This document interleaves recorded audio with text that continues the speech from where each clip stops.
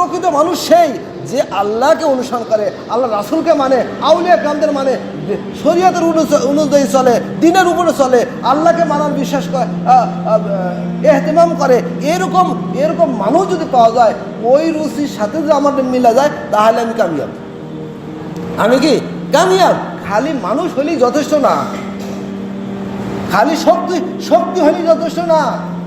দুর্বলওয়ালাও আল্লাহকে পেয়ে যেতে পারে, আবার শক্তিওয়ালাও আল্লাহকে পেয়ে যেতে পারে, আবার বিছনাপূর্ণওয়ালাও আল্লাহকে পেয়ে যেতে পারে, আবার রিক্সাওয়ালাও আল্লাহকে পেয়ে যেতে পারে, অটোওয়ালাও আল্লাহকে পেয়ে যেতে পারে, প্লেনওয়ালাও আল্লাহকে পেয়ে যেতে পারে, যদি সে আল্লাহর পথে চলে, যদি সেই আউলিয়া কেরামদের রুচি অনুযায়ী চলে।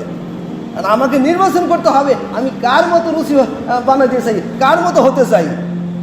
আমার চিন্তা ফিকির করা দরকার। আমার ওস্তাদ, আমি যখন মাদ্রাসা পড়ি ছাত্র অবস্থায়, তখন আমাদেরকে সকলকে লক্ষ্য করে বললেন, বাবারা শোনো, তুমি কার মতো হতে চাও, আগে তুমি নির্বাচন করো, কোন বুজুর্গের মতো হতে চাও। তখন এক এক ছাত্র এক এক রুচির কথা পেশ করলেন।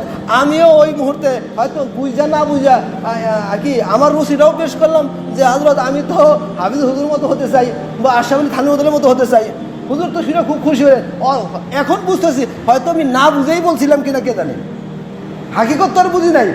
এরপরে যখন ওই হুজুরের রাহাবারি করে বারবার আমাকে তাম্বি করতেন যে, বাবা শোনো, তুমি তো বলছিলে হাফিজ হুজুরের মতো হতে চাও, আশরাফ আলী থানভী হুজুরের মতো হতে চাও, তাদের কিছু জীবনী পড়ো, তাদের মতো আখলাক বানাও, তাদের ছাত্র জীবন পড়ো, তাদের আখলাকি জীবন পড়ো, তারপরে তোমার ভিতরে কিছু আখলাক বের হবে। এরপরে জিন্দা কোনো বুজুর্গের সাথে, কোনো আল্লাহর সাথে সম্পর্ক রাখো, তারপর তোমার রুচি অনুযায়ী, কি কয়, আস্তে আস্তে ওই আউলিয়া কেরামদের রুচি অনুযায়ী তুমিও চলতে পারবা।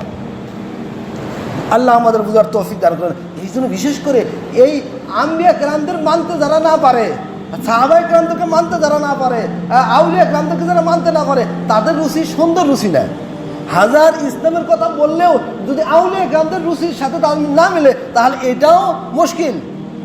গন্তব্যস্থানে পৌঁছানো মুশকিল। আল্লাহ আমাদের সেই রুচিওয়ালা মানুষ হওয়ার তৌফিক দান করে, সেই আল্লাহওয়ালা রুচিওয়ালা মানুষ হওয়ার তৌফিক দান করে, আমাদেরকে ওইভাবে দ্বীনের উপর অটল থাকার তৌফিক আল্লাহ পাক দান করে।